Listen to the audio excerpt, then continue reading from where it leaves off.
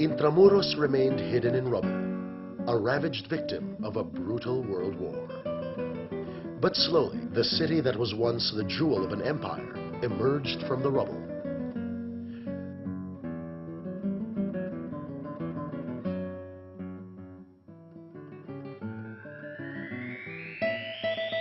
Built in the 16th century by labor conscripted from the Filipino and the Chinese communities, the edifices were elegant adaptations of European structures to the tropical materials and environment.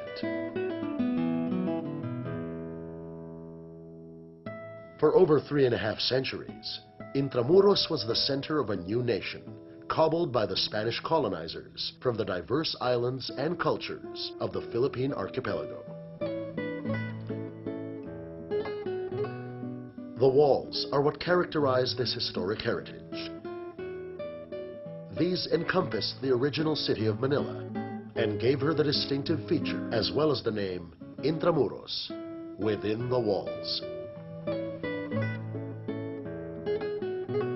The 4.5-kilometer wall completely enclosed the city, averaging almost 6 meters high and 4.5 meters thick. It presented a redoubtable barrier against foreign invasions and local uprisings. Built from volcanic stone quarried locally, the walls have endured to this day. And today, through the efforts of the Intramuros administration, almost all of the damaged parts of the walls have been repaired or restored.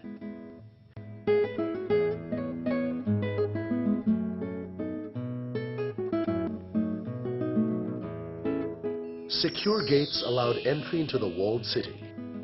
Puerta Real, or the Royal Gate, was the main portal and led to the Governor General's residence and to the cathedral.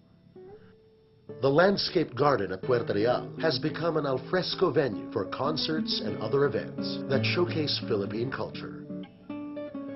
Postigo del Palacio was the small gate for the exclusive use of the Governor General and the Archbishop.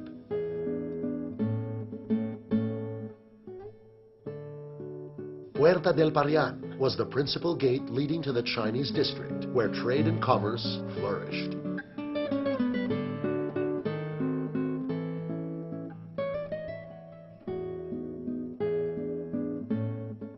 Puerta Santa Lucia was built in the 17th century.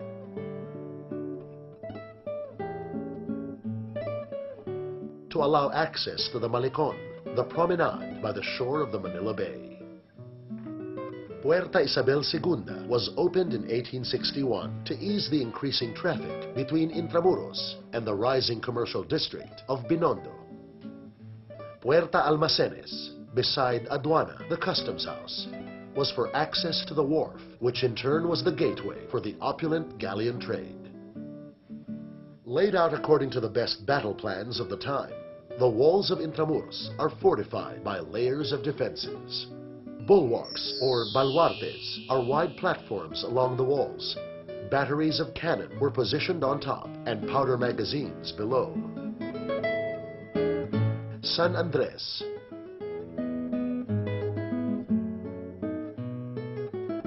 San Francisco de Dilao,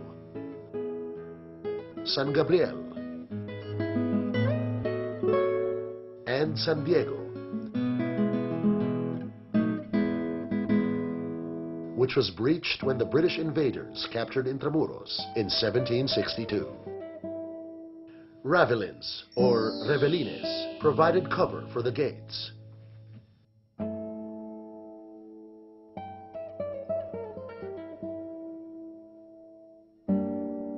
The redoubts, or reductos, are smaller but well-armed independent structures outside the walls that could fire on the advancing enemy or those that have reached the walls. The main garrison was Fort Santiago, strategically located at the mouth of the Pasig River. Built on the remains of the palisade of Soliman, the Raja of Manila, who defied the Spanish when they landed in 1570. Fort Santiago is a citadel protected by its own bulwarks and moat. When the Philippines was sold to the United States in 1898, the Americans made it their military headquarters. Fort Santiago now houses the Intramuros Visitor Center, the Audiovisual Theater, Museum Shop, the Almacenes Reales as a venue for functions, and the museum that showcases memorabilia of the Philippine national hero, Dr. Jose Rizal. In the works, the reconstruction of the American barracks as a restaurant. As the capital of Spanish colonial Philippines, Intramuros was the hub of government, religion, and culture. The Palacio del Gobernador was the residence of the Governors General. The Ayuntamiento housed the colonial administrative offices. During the American occupation at the turn of the 20th century, it became the legislative building of the Philippine Commonwealth. Aduana, the customs house at the docks. Intendencia, the public treasury. These historic buildings, scheduled for restoration, will significantly add to the character of present-day Intramuros.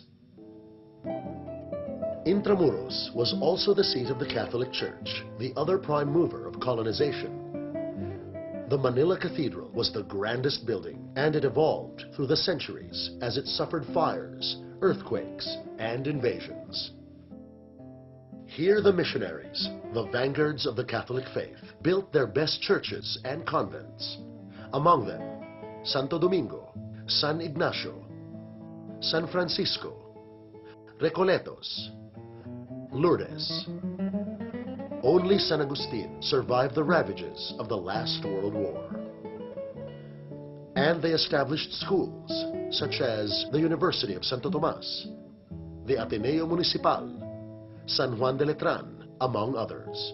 From these schools emerged the intellectuals who would defy the colonizers. The residences adapted to the tropics. Wooden columns that resisted earthquakes better than stone foundations.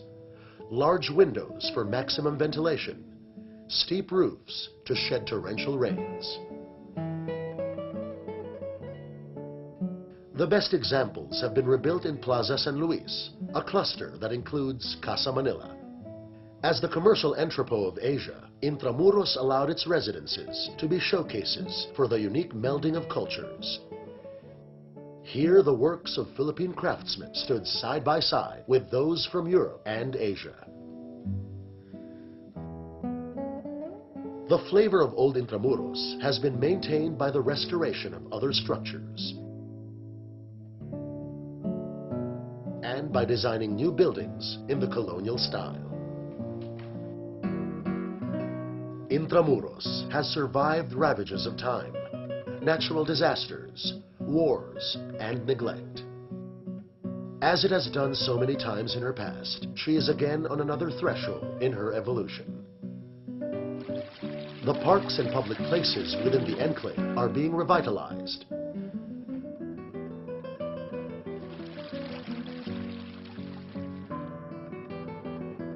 Aside from the calesas, motorized tranvías are available for leisurely tours. A full schedule of cultural and art events are slated yearly in the different venues within the walled city. A new maritime museum will rise to house the rich, though largely undiscovered, nautical tradition of the Philippines. The Church of San Ignacio will be reconstructed and made into a museum for the ecclesiastical collection of the Intramuros administration. As she has done so many times in her past, Intramuros, the walled city, rises again, steadily shedding off the veil that has concealed her charm, revealing to us and the following generations a priceless heritage that resounds through the centuries.